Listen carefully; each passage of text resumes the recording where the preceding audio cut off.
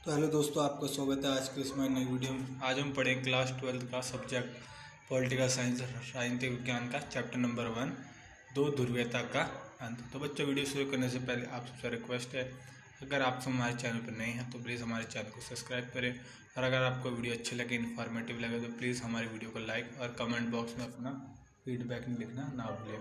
धन्यवाद। तो चलिए बच्चे, शुरू करते हैं आज की वीडियो। सबसे पहले, जैसे चैप्टर का नाम है दो ध्रुवीयता का अंत, दो ध्रुवीयता अंत चैप्टर को पढ़ने से पहले हमें जानना पड़ेगा दो ध्रुवीयता या कहे पूरी दुनिया का दो हिस्सों में बढ़ जाना, ये कब इसकी शुरुआत हुई, कब दो ध्रुवीय विश्व का उदय हुआ। तो इसके लिए हमें जाना पड़ेगा सेकेंड वर्ल्ड वॉर के टाइम पे।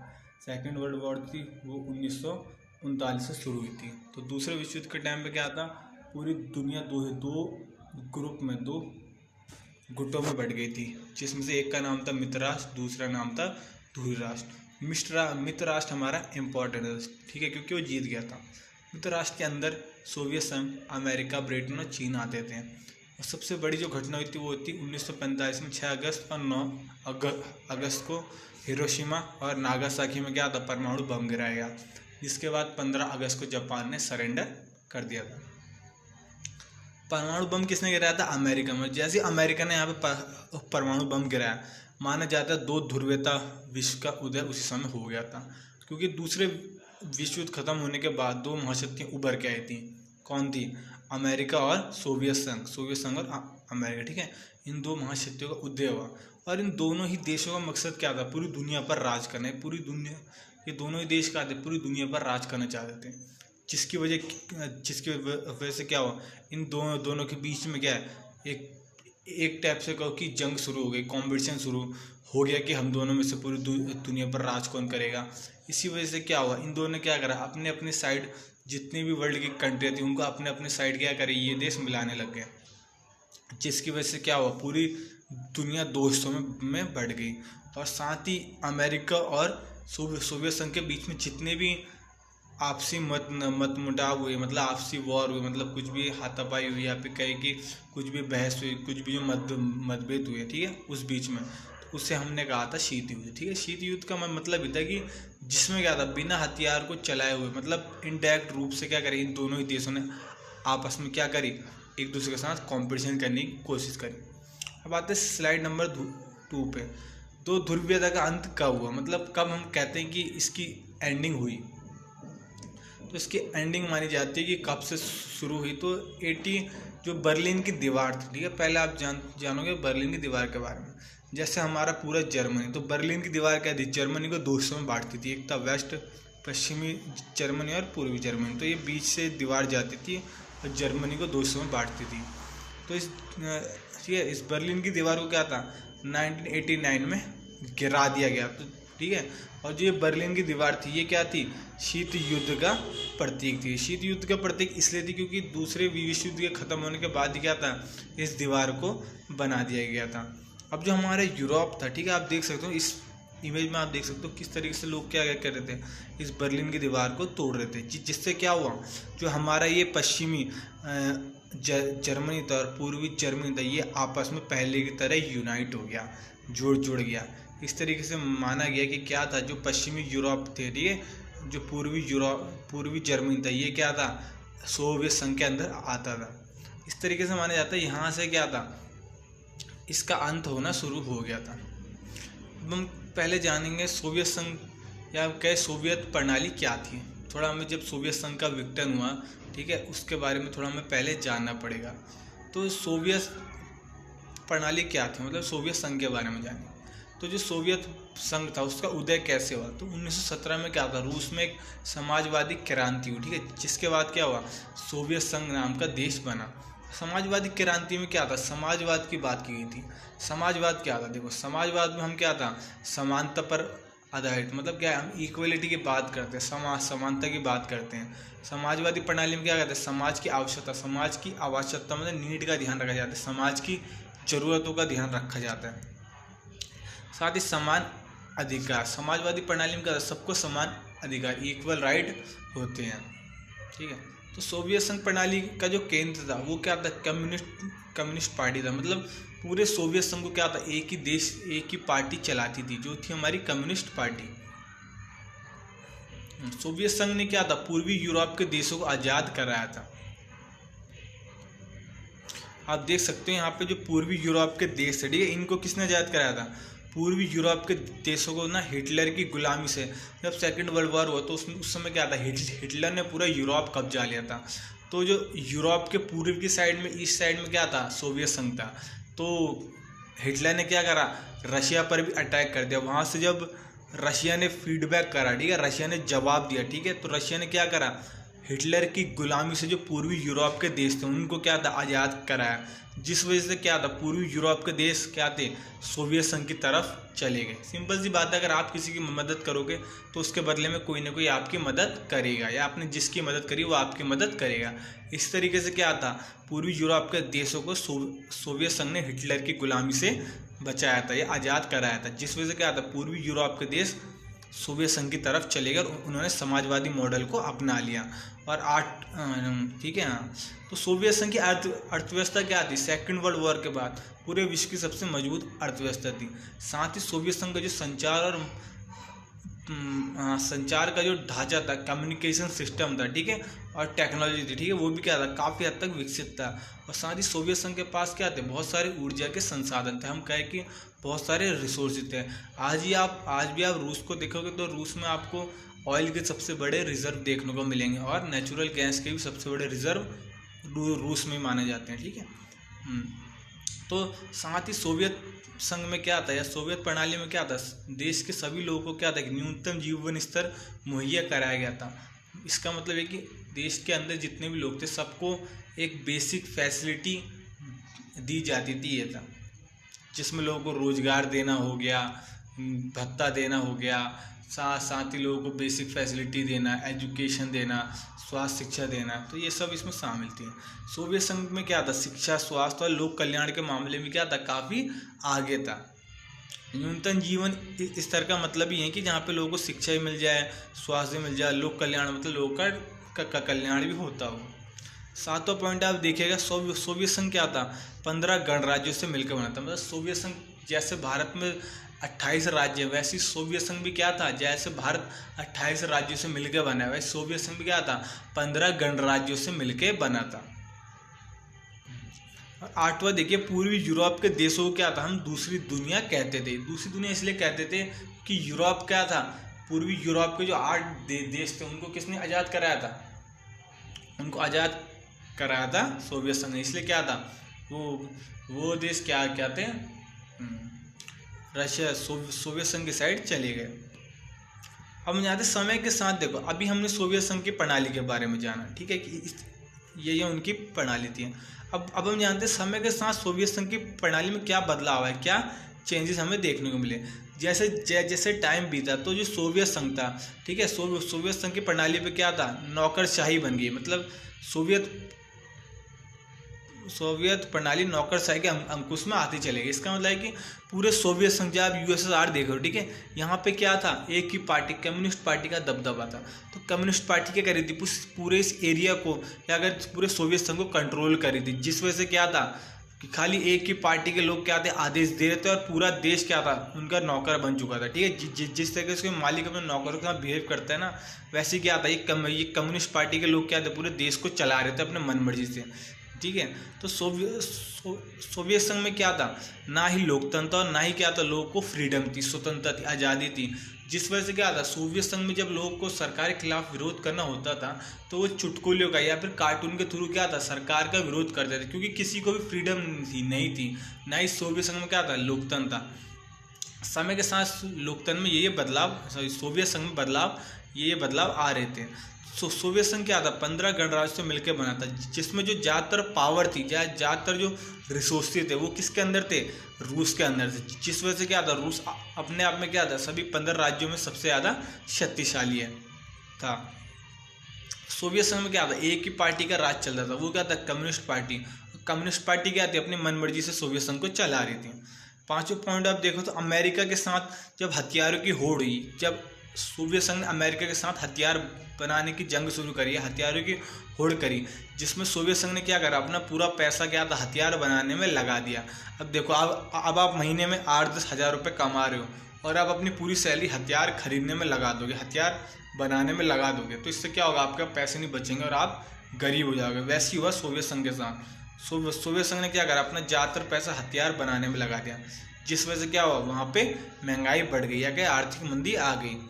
1979 की बात करें तो 1969 में क्या हुआ था, रूस ने, जो हमारा सोवियत संघ था, उसने क्या करा था, नीचे अफगानिस्तान, ये यहाँ का एरिया है अफगानिस्तान, तो 1979 में सोवियत संघ ने क्या करा, अफगानिस्तान के साथ जंग छेड़ दिया करो, या को अफगानिस्तान को कब्जाने के लिए क्या करा, उसके साथ युद्ध शुरू कर दिया। और ये युद्ध 1-2 साल नहीं 10 साल तक चला, जिसकी वजह से क्या हुआ था, यूएसएसआर की जो पूरी अर्थव्यवस्था थी वो क्या थी, चरमरा गई, मतलब पूरी तरीके से नष्ट हो गई। अब बात करें मिखाइल गोर्बाचेव और सोवियत संघ का विघटन, तो मिखाइल गोर्बाचेव को 1984 में क्या था, सोवियत संघ का महासचिव बनाया गया। और जिस समय इन्हें कम्युनिस्ट पार्टी का महासचिव बनाया गया, उस समय क्या था, जो सोवियत संघ था वो संचार और टेक्नोलॉजी के मामले में, ठीक है, विकास के मामले में क्या था, पश्चिमी देशों से क्या था, पिछड़ता जा रहा था, अमेरिका से पिछड़ता जा रहा था। क्यों पिछड़ता जा रहा था, क्योंकि अपने पूरे पैसों के साथ हथियार बनाने में लगा था, जिस वजह से क्या था, ये पिछड़ते जा रहे थे। गोर्बाचेव ने महासचिव बनते सबसे पहला काम क्या करा, इन्होंने सुधार ऐलान करा। सुधार का मतलब है कि सोवियत संघ की प्रणाली में जितनी भी कमियां थी उनको सुधारने के लिए, ठीक है, सोवियत प्रणाली को और अच्छा बनाने के लिए, सोवियत संघ को इम्प्रूवमेंट करने के लिए इन्होंने क्या करा, सुधार लाने शुरू कर दिए। जिसमें इन्होंने सबसे पहले क्या करा, इन्होंने जो सोवियत संघ की संसद थी, जिसे हम ड्यूमा कहते हैं, वहाँ बहुदलीय पार्टी के प्रस्ताव को मंजूरी कर दी, जिसकी वजह से क्या था, जो कम्युनिस्ट दल 75 साल से पूरे सोवियत संघ पर राज कर रहा था, उसका क्या हुआ, राज खत्म हो गया। और जब मिखाइल गोर्बाचेव, जो आप यहाँ पे देख रहे हो जिस इंसान को, इसने जब सुधार लाना शुरू करा तो इससे क्या हुआ था, इसके द्वारा जब सुधार लाना शुरू किया गया, ठीक है, तो जो कम्युनिस्ट पार्टी के बड़े बड़े ताकतवर नेता थे, उन्होंने क्या करा, इनके सुधारों का विरोध करा।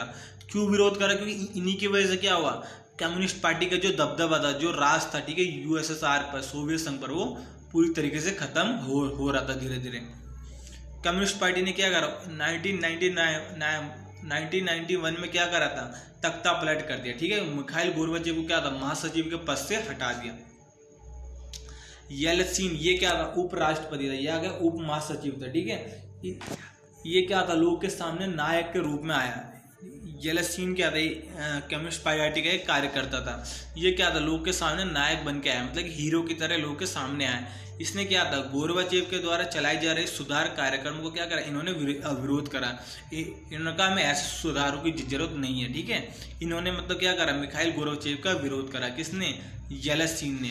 और साथ ही जब सोवियत संघ में आम चुनाव हुए, या हम कहें वोटिंग हुई, उसमें क्या था, येल्त्सिन पूर्ण बहुमत के साथ जीत गया। और येल्त्सिन ने जीतते क्या करा, रूस, यूक्रेन और बेलारूस को 1991 में क्या था, अलग देश या के आज़ाद देश घोषित कर दिया। और उसी के साथ इसने क्या करा, सोवियत संघ के समाप्ति की भी घोषणा कर दी। किसने, येल्त्सिन ने। और दिसंबर 1991 को माना जाता है क्या था, सोवियत संघ का विघटन हो गया। अगर हम बात करें आज़ादी के बाद क्या था, जितने भी देश आज़ाद हुए थे, उन्होंने क्या था, अपना एक संगठन बनाया, अपना एक ग्रुप बनाया, जिसे उन्होंने कहा था स्वतंत्र राष्ट्रों का राष्ट्रकुल, ठीक है, ये था। जिसमें क्या था, बाद में सभी देश मिलके शामिल हो गए। अब हमें जानना है थोड़ा, इसमें बेसिक और जानेंगे, सोवियत संघ का विघटन क्यों हुआ। अब जो सोवियत संघ पहले इतना बड़ा था कि ये पूरी दुनिया पे अकेले राज कर सकता था, इसने अमेरिका को भी इतनी टक्कर दी, तो एक टाइम पे लग रहा था कि सोवियत संघ अपने आप पे इतना बड़ा था। पर क्या हुआ, सोवियत प्रणाली में कुछ कमियां थी, जिसकी वजह से क्या हुआ, इसका विघटन हो गया। सोवियत संघ का विघटन क्यों हुआ, अब हम उन कारणों के बारे में जानेंगे। पहला था जनता की उम्मीदों पे खरा ना उतर पाना। जब सोवियत संघ बना तो उसमें समाजवादी की बात की गई थी, समाजवादी में समाज में रह रहे लोगों की बात की गई थी, पर असल में ऐसा नहीं हुआ। कम्युनिस्ट पार्टी के जो नेता थे उन्होंने क्या करा, समाज के या कई लोगों के लिए काम नहीं करा, अपने खुद के मतलब के लिए काम करा और अपने मनमर्जी के डिसीजन लिए, जिसकी वजह से क्या था, वो जनता की उम्मीदों पर खरा नहीं उतर पाया और सोवियत संघ का विघटन हो गया। दूसरा पॉइंट बात करें अपने संसाधन का उपयोग परमाणु हथियार में बनाने में करना। सोवियत संघ ने एक गलती क्या करी कि उसके जितने भी रिसोर्सेज थे उसने अपने सबके सब रिसोर्सेज का यूज़ किस में करा, परमाणु हथियार बनाने में, जिसकी वजह से क्या था उसने लोगों की भलाई में या कि अपने देश की तरक्की में पैसे नहीं लगाए, जिसकी वजह से क्या था उसका विघटन हो गया। अगर मैं सिंपली बोलूँ, अगर आप महीने में 8 से 10 हज़ार रुपये या 15 हज़ार रुपये कमाते हो और आप अपने पूरे पैसे हथियार बनाने में लगाओगे तो आप खुद पर क्या लगाओगे। ऐसी हुआ यूएसएसआर का, इसने अपने पूरे संसाधन हथियार बनाने में लगा दिए, अपनी जनता को अंधकार में रखना। अब जितने भी पूर्वी यूरोप के देश थे तो यूएसएसआर ने क्या करा, जो पूर्वी यूरोप के 8 देश थे, ठीक है, जो सोवियत संघ के अंदर आते थे, इन्होंने क्या करा, इनको अंधकार में रखा या फिर क्या अपने देश की जनता को क्या करा, यूएसएसआर ने, सोवियत संघ ने अंधकार में रखा। यूएसएसआर ने अपने देश की जनता से झूठ बोला कि वो क्या है, पश्चिमी यूरोप के देशों के कंपैरिजन में, तुलना में क्या ज़्यादा विकसित है। यहाँ के देश क्या ज़्यादा विकसित है, किसके, पश्चिमी यूरोप के कंपैरिजन में, तुलना में।